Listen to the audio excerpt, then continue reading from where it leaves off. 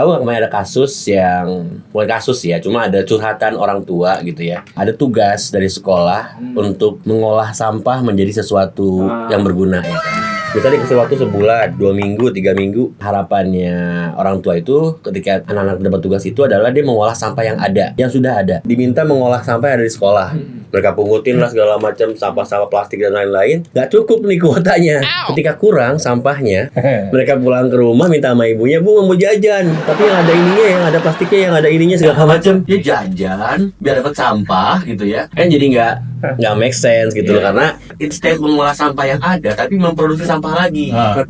Karena dipaksa deadline harus jadi produknya gitu Pak, dia tidak menghargai prosesnya. Dan gue juga jadi nggak yakin apakah anak ini kemudian berubah perilakunya menjadi kemudian nggak ada jaminan kan, karena memang ditekankan ada hasil bukan pada proses. Penting ngerjain tugas. Nah itu lu sendiri gimana memandang itu sebagai pemilik sekolah sampah nih gitu kan? Apakah seperti itu juga lo pada hasil aja atau gimana? Bagaimana biar anak-anak didik lu ini tidak hanya terpicu karena hasil, tapi mereka pun menikmati prosesnya. Jangankan jajannya dibanyakin dong. Misal butuh kerajinan pakai stick es krim krimnya beli yang itu, yang warna-warni itu. Oh, Kan jadi es krimnya gitu. Iya, Itu bukan sampah iya. yang dikelola gitu. Misal sampah sedotan.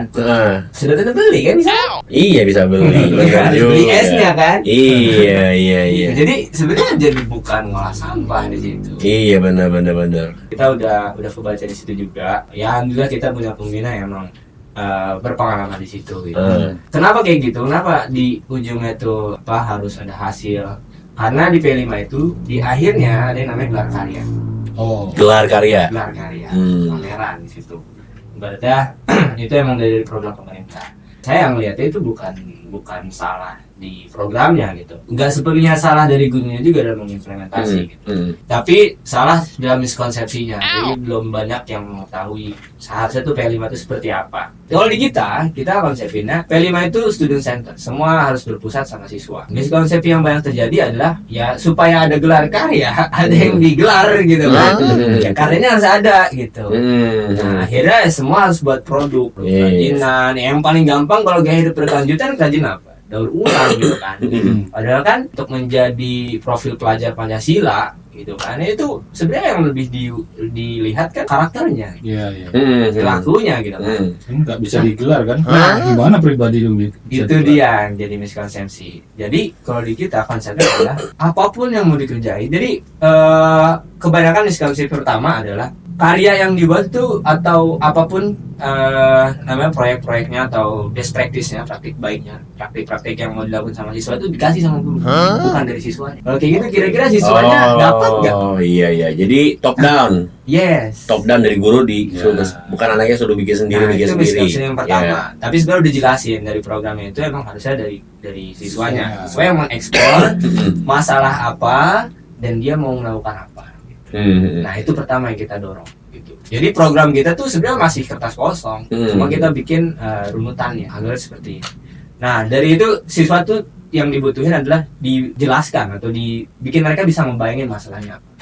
Nah entah mereka ngerasa ternyata ini bukan sampahnya yang banyak misal gitu kan, tempat pemilahannya yang kurang atau pembiasaannya yang kurang gitu kan. Atau bahkan kebiasaan petugas kebersihannya gitu kan, mereka yang mengeksplor sendiri gitu. Nah dari situ mereka praktik. Nah di ujungnya itu kalau tadi Bang Iwan bilang apa yang bisa digelar kalau nggak ada karya, nah sebenarnya benar tadi kata Bang Ari gitu. Kalau digelar karya sebenarnya yang harus dipresentasikan adalah apa yang mereka dapat, pelajaran apa yang mereka dapetin. Presentasi dong, saya presentasi. Atau cerdas cermat lah kayak zaman dulu misalnya gitu kan dilakukan. Presentasi gitu kan. Proses itu yang dia ceritakan. Iya, bisa begitu. Ceritakan bukan kemudian hanya mendisplay produk-produknya aja, ya kan? Tapi berarti bukan cinta dong yang salah. Apa tuh? Kan cinta tak pernah salah. Oh, jadi gitu ya. Jadi tetap bisa digelar tapi dalam bentuk presentasi misalnya gitu. Kan. Mengukur sejauh mana si anak ini menyerap apa yang disampaikan. Betul. Kan? Iya. Mereka melihat masalah apa, soal lingkungan gitu kan. Terus mereka mempropos solusi apa? Dan sebetulnya sekarang udah nggak terlalu sulit, Pak. Kalau dulu kan Sumber informasi kurang. Iya, couple years back itu sumber informasi kurang. Artinya gini, artinya ketika ada menggelar karya, sifatnya jadi fisik sifatnya jadi ya. Harus ada sesuatu yang bisa disentuh dan lain bisa dipajang. Ketika sekarang tadi bentuknya presentasi, karena mungkin sekarang sekolah sudah banyak yang punya sosial media, Iya. disitulah bisa ditampilkan kan sebetulnya iya, ketika iya. si anak A, anak B, anak C bercerita soal proyeknya dia, kan muncul. Betul. Artinya muncul, kita bisa lihat lah kejujurannya dia, kepolosannya dia, terus kenaifannya dia, mimpinya dia, misinya dia, segala macam bisa kebaca. Benar. Seberapa mengerti nih anak ini soal sampah, soal lingkungan lah itu sebenarnya kan. Perubahan perilaku. Perubahan perilaku. Dan itu yang sebetulnya sekarang menjadi kekhawatiran dari banyak aktivis lingkungan adalah tidak banyak yang melihat dari kacamata anak-anak. Selama ini kan kacamata orang-orang uzur seperti kita nih. Berapa no? Udah biasa ya, udah biasa. Kita tidak tahu nih apa ada di benaknya anak umur 7 tahun, umur 10 tahun, umur 13 tahun, apa ada di benak mereka. Itu juga lah makanya sekarang beberapa lembaga funding di internasional sudah membuka proposal untuk anak usia 13 tahun. Yes. Wow. Anak-anak SMP sekarang teman-teman yang sedang berada di jenjang SMP atau middle school gitu ya, sudah punya minat, project, program seputar lingkungan misalnya gitu, sudah bisa mengajukan proposal dengan funding internasional. Karena mereka merasa bahwa selama ini kita tidak mengambil sudut pandang anak-anak gitu loh. Any kind of issue ya, dari pendidikan, lingkungan, kekerasan seksual segala macam. Nah makanya tadi benar, mendingan kita presentasi, ya nggak sih? Kita tahu nih, kita yang udah mungkin sok tahu gitu ya.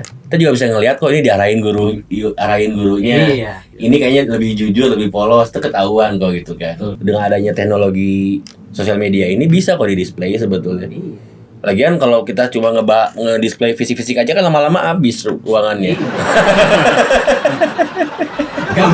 Gak muat. Dan fisik ini ya, yang bisa lihat siapa? Hanya yang berkunjung ke sekolah. Iya. Sosial media sebetulnya memudahkan kita untuk kemudian menyuarakan suara hatinya anak-anak, melihat lingkungan dari kacamata anak-anak, kacamata anak-anak, bapak-bapak, ya kan sudah saatnya bukan diredam tapi dikombinasikan, diharmoniskan Mendengarkan. Iya, diharmonikan dengan suara anak-anak. Karena yang nanti pewaris bumi ini kan mereka. Iya. Iya kan? Tapi tetap harus kita dampingi. Kita dampingi. Supaya arahnya benar. Dengan adanya sekolah sampah ini. Benar. Nah, tadi ngomong sekolah, berarti ada lulusan dong? Nggak, ada lulusan bagaimana? Tulisannya. Ini lulusannya. Lulusan pertama. Nanti ada ikatan alumni sekolah sampah. Boleh tuh. Boleh kan ya? Wisuda di Tapi- TPA gitu.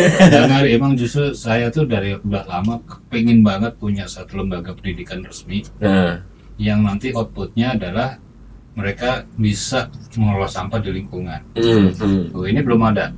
Yang formal tuh belum ada. belum ada kan? Makanya ini Kalau buat D3 dia. kayak S1 belum ada. Iya, ini input nih buat Kementerian Pendidikan ya. Iya.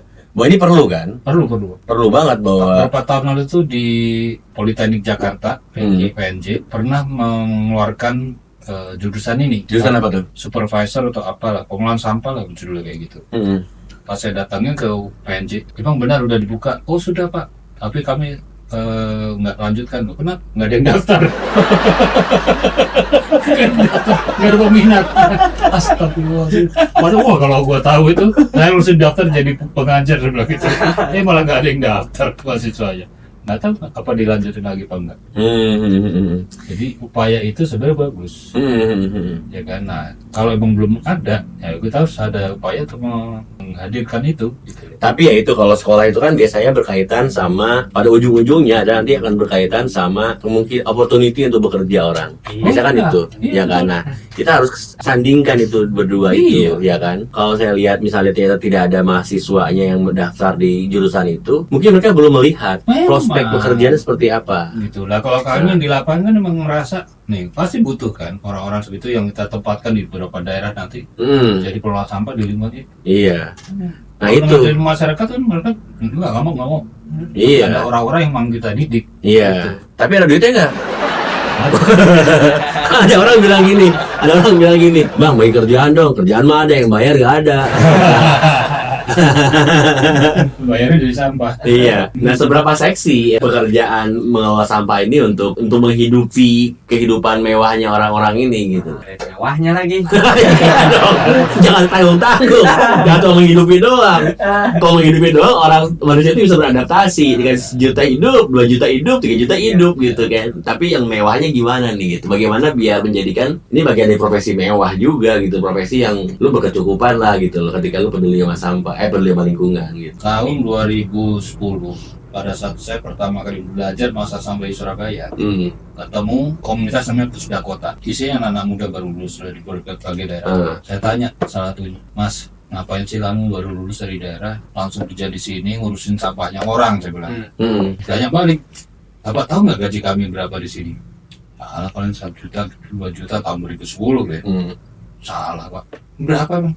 15 juta. Wow, dengan duitnya. Nah kan. Saya sama. Kok bisa?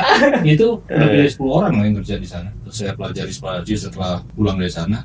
Ternyata ada backupnya Unilever. Jadi memang gerakan-gerakan semacam itu bisa sustain kalau ada yang backup finansial. Tidak bisa hanya kemandirian. Tapi kan ini masih swasta backupannya ya. Iya. Bisa nggak dari pemerintah sendiri yang backup? Saya dijadikan seksi oleh pemerintah gitu. Tanyakan sama pemerintah ya. Ini aspirasi kami loh Sekarang pemerintah. kenapa Menteri Pertanian berani membuka lowongan petani milenial dengan gaji 10 juta? Kok bisa? Karena duitnya berarti kan masih ada. Itu. Dialokasikan. Pertanyaan itu terjawab. Dialokasikan Kenapa harusnya. Menteri Lingkungan Hidup nggak mau bikin pengelola sampah milenial? Iya. Saya mau. Harusnya ada bener. Harusnya ada pengelola sampah milenial. Dan dia Sayangnya, profesional itu ya ada kan. di APBN alokasinya. Tuh. Ada itu apa? Mesin. Pendidikan itu 700 triliun. Ayo. Untuk lingkungan malah nggak ada. Mana nih? Tapi bisa diusulkan dong ya. Harus Kita usulkan ya buat Harus kita usulkan. pemerintah, buat Pak Menteri, kalau bisa dialokasikan lah dana untuk mempekerjakan atau membuat buka lowongan pekerjaan buat mereka-mereka yang terjun di bidang lingkungan. Betul. Ya kan, entah mengolah sampah, entah kemudian menghijaukan kembali lingkungan, pokoknya sesuatu yang berkaitan dengan lingkungan. Iya, memberikan sampah. Jadi istilahnya kita punya tenaga-tenaga yang memang profesional mengelola sampah, jangan cuma diserahkan pada orang-orang yang sebetulnya hanya terpaksa mengelola sampah. Ya, kuat terpaksa mengelola sampah karena tidak ada pekerjaan lain. Yes. Harusnya mereka menjadi memilih gitu loh. Jadi kalau dulu kan ditanya, kamu kerja di mana lagi reunian ya? Kamu kerja di mana? Oh, saya di perhubungan. Gak ojek tapi. Tapi orang juga harus kemudian bangga gitu. Kerja di mana? Pertamina, tukang jual minyak gitu kan. Tapi harus bangga juga dengan bukan itu gas jual. jualan gas. Harus bangga juga dengan ditanya, lu sekarang ngerjain apaan? Iya, gue jadi ini eksekutif sampah gitu kan. Tapi kan jadi pekerjaan yang memang ya dibilang mulia iya, dibilang nggak pun ya namanya pekerjaan ya, tapi bahwa dia berkaitan sama sesuatu isu yang matters to everyone, ya kan, artinya penting buat semua orang gitu loh. Beda ketika pekerjaan-pekerjaan yang terkesan sangat egois hanya untuk dia sendiri gitu kan, beda. Ketika dia, gue pengelola sampah profesional misalnya gitu, mentereng nih, bagaimana buat dia menjadi pekerjaan mentereng gitu Nah, ya. sebenarnya ini kaitannya nanti ke istilah baru yang namanya green jobs. Oh, green jobs, iya. Green jobs. Itu saudaranya itu kan yang penemu Apple, Iya. Steve Jobs. Saya kira Masa sepupuan, beda ayah, beda ibu. Ulek, iya ulek ya. Oh ya green job, ya. ya, Bukan anak hijau. green jobs itu sebenarnya banyak lapangan pekerjaan yang bisa dikategorikan green job. Tidak hanya konsultan lingkungan, tapi juga pekerja di bagian pengelolaan sampah, bank sampah, apapun yang kaitannya dengan yang mengarah ke ramah lingkungan, sustainability, energi terbarukan, masuk situ. Saya masih luas, tapi baru orang mau melirik nih sekarang ini. Nah, cuman yang betul-betul mengarahkan itu kan masih sedikit. Jadi harusnya kan kalau zaman saya dulu waktu masih muda gitu ya, masih muda ketika mau melamar mau masuk ke kampus itu kan selalu dibilangnya sama orang tua, lo kalau mau masuk kuliah paling enggak 3 lah yang pertimbangan lah. Pertama lu masuk hukum, karena semua perusahaan pasti punya legal, Legal. ya kan. Yang kedua lu masuk ke accounting, ya kan. Karena semua orang pasti butuh akunting gitu kan, segala macam. Yang ketiga dokter, biasanya kan gitu. Kalau dokter kenapa dokter? Karena semua orang pasti sakit, kayak gitu kan. Dulu tuh begitu gitu kan. Iya. Beda ketika gue bilang gue mau jadi pilot. Nah, pilot tidak banyak maskapai gitu. Lu persaingan lu banyak gini gitu kan. Sementara kalau tadi orang legal dibutuhkan semua perusahaan. Tadi kan Pak Iwan baru nyinggung soal sekarang udah mulai banyak perusahaan yang kemudian mengalokasikan posisi untuk lingkungan ya kan, tenaga lingkungan. Itu ada HSE misalnya kan. HSE lebih ke safety bukannya Pak? Di situ ada sekarang untuk environment-nya. Oh, ada juga environment-nya ya, untuk AMDAL segala macam gitu ya. Oh iya. Untuk jaga mengelola limbahnya pabrik. Iya. Masuk kan. Berarti sekarang bisa juga dong pemerintah mewajibkan semua perusahaan-perusahaan itu untuk punya tenaga lingkungan, ya kan? Sudah wajib. Apalagi untuk perusahaan-perusahaan yang memang rawan limbah, iya, rawan mencemari gitu kan istilahnya. Betul Bang. Bahkan tanpa dalam bayangan gue ya, bahkan let's say kayak misalnya perbankan pun gitu ya, yang kalau dalam bayangan bodohnya itu kan ada yang nggak mencemari apa-apa gitu ya. Tapi menurut saya mungkin juga perlu aja tenaga lingkungan, ya kan? Artinya bukan lebih kepada kebutuhan perusahaannya juga, tapi lebih kepada misalnya sebuah perusahaan itu kan selalu diimbau untuk melakukan CSR, ya kan? Iya. Corporate Social Responsibility ya. Betul. Bagaimana sebuah perusahaan bisa mengalokasikan CSR untuk sebuah bidang kalau dia tidak punya tenaga ahlinya? Bisa mungkin menggunakan vendor atau menggunakan konsultan. Tapi kan yang lebih tahu seluk-beluk perusahaannya kan mereka. Tapi bisa nggak sih Pak memunculkan isu itu, menunjukkan bahwa setiap perusahaan butuh tenaga lingkungan?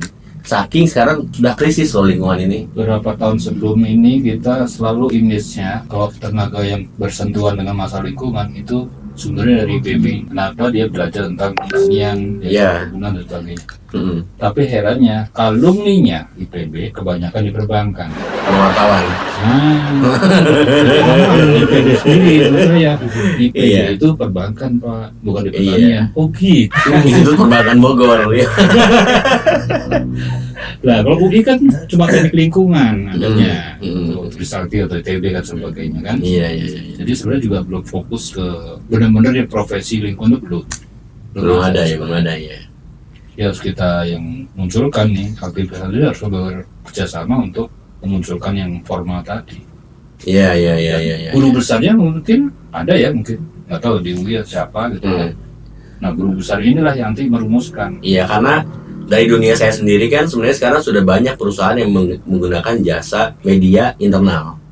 Ya kan. Kalau zaman dulu saya memulai karir di bidang profesional media ini kan tidak banyak perusahaan punya tenaga media. Ada PR, ada humas, tapi yang lebih kepada strategi aja, strategi kebijakan. Tapi mereka tidak punya tenaganya. Kameramennya nggak punya, fotografer nggak punya, atau bahkan penulis pun nggak punya. Mereka lebih mengandalkan agensi kan, agensi bikinin gue iklan, bikinin gue film, bikinin gue newsletter gitu ya, segala macam dan bla bla bla. Tapi sekarang kemudian itu menjadi satu pekerjaan yang dibutuhkan banyak orang sekarang, karena banyak perusahaan yang sekarang sudah punya tenaga profesional sendiri di bidang media. Karena butuhnya sosial media tadi, butuh buat konten segala macam bla bla bla. Mau cuma satu gitu ya, atau setengah mungkin nggak ya? Nggak mungkin. Cuma satu orang pun udah ada gitu kan. Nah, artinya industri sudah bisa menggagas sebuah posisi pekerjaan di sebuah perusahaan.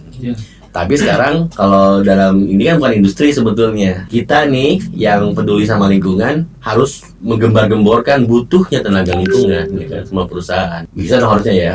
Bisa nggak teman-teman? Bisa dong. Beberapa kali saya ngasih pelatihan pengelolaan sampah domestik non B3 ke pesertanya itu para karyawan perusahaan-perusahaan besar, BUMN, perusahaan swasta. Kalau saya tanya bahwa mereka itu ngapain kok ikut pelatihan ke sini, rata-rata untuk hanya mendapatkan sertifikat, kan memang ditugaskan oleh pimpinan untuk mengelola sampah di perusahaannya. Oh itu ngerjain pengelolaan sampah atau tidak, kita nggak ada jaminan. Kalau alam lah ya. Gitu. Mereka sampai ke instansi masing-masing kita nggak tahu juga gitu ya. Ya sama kayak saya ngerjain media lah gitu loh.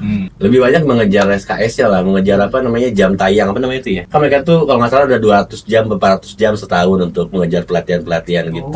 Untuk memenuhi kuota itu aja. Dapat 20 jam di media, dapat 20 jam di sampah tadi mungkin ya, dapat 20 jam di mana gitu. Akhirnya naik pangkat.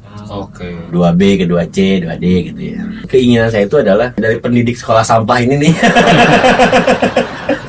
Lu sebutnya pendidik apa guru sih di situ jadinya? Karena sekolah nih. Influencer jadi. Influencer. Karena judulnya sekolah nih kan. Iya. Judulnya sekolah, jadi pikiran gue tuh tadi kan lu bilang juga kepala sekolah gue gitu kan, capsek segala macam. Coach. Coach ya. Boleh. Ya, paling Nah, dari bayangan lu sendiri kan lu tadi lu cerita memberdayakan masyarakat ya dan perubahan perilaku. Kira-kira mungkin nggak kemudian dari masyarakat yang sudah berdaya ini, yang sudah berubah perilakunya, bisa kemudian menjadi pekerja profesional sampah? Bisa nggak kira-kira? Atau lu ada visi ke arah sana nggak?